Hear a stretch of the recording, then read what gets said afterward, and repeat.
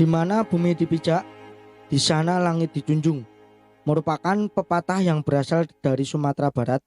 Pepatah tersebut menggambarkan dengan tepat kewajiban kita menaati aturan atau hukum yang hidup dalam masyarakat. Dengan menaati hukum, kehidupan yang aman, tertib, tentram, dan damai seperti selalu kita dambakan akan tercipta. Sebagai warga negara, kita patut bersyukur kepada Tuhan Yang Maha Esa karena bangsa kita adalah bangsa yang besar. Namun, banyak di antara kita yang belum taat norma, terutama di jalan raya. Dalam kehidupan bermasyarakat, perbedaan kepentingan dapat menimbulkan adanya perselisihan, perpecahan, bahkan menjurus ke arah terjadinya kekacauan. Oleh karena itu, untuk menghindari adanya benturan akibat perbedaan kepentingan tersebut, diperlukan suatu tatanan hidup berupa aturan-aturan dalam pergaulan hidup di masyarakat. Tatanan hidup tersebut biasanya disebut norma. Norma dibentuk untuk melindungi kepentingan-kepentingan manusia sehingga dapat terwujud ketertiban dan kedamaian dalam kehidupan bermasyarakat. Jadi dapat kita tarik kesimpulan bahwa pengertian norma adalah aturan atau ketentuan yang mengatur kehidupan warga masyarakat, dipakai sebagai panduan, tatanan, dan pengendali tingkah laku.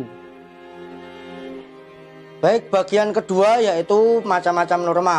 Macam-macam norma terdiri dari 4 norma ya anak-anak. Norma pertama yaitu norma kesusilaan. Norma kedua yaitu norma kesopanan. Yang ketiga yaitu norma hukum.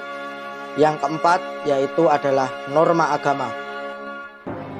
Dalam membicarakan macam-macam norma, yang kita pahami sebenarnya hanya 2 sisi anak-anak, yang yaitu adalah dari sumbernya dan sanksinya.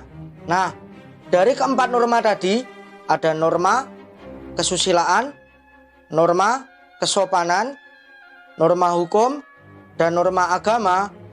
Kita membedakannya hanya cukup untuk menghafalkan sumber norma tersebut dan sanksinya saja.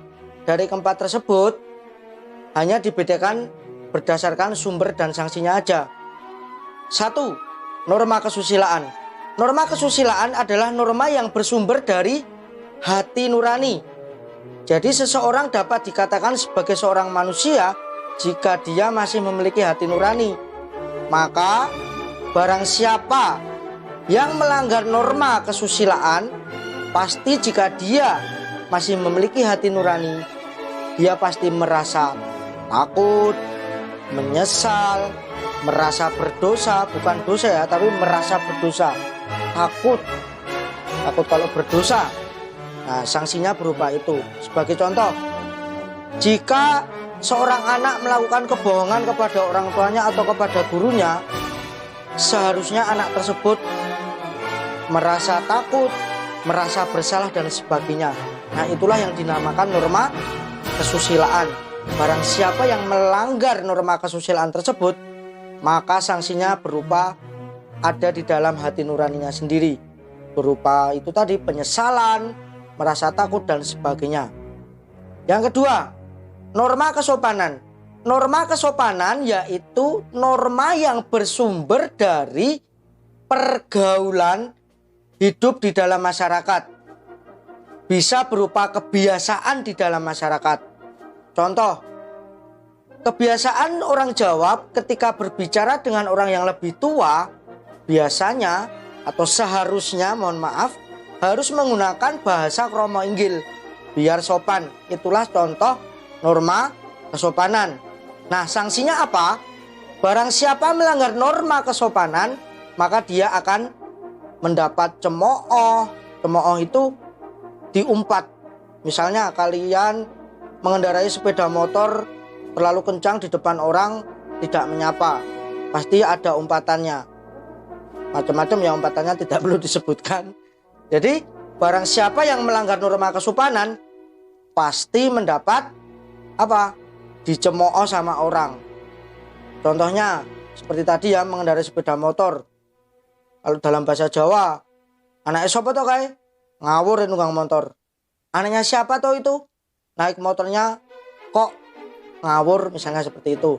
Jadi barang siapa yang melanggar norma kesopanan, karena norma kesopanan tersebut berada di dalam masyarakat, yang sumbernya berupa pergaulan atau kebiasaan masyarakat, maka yang memberi sanksi adalah orang lain, bisa berupa peringatan atau cemooh.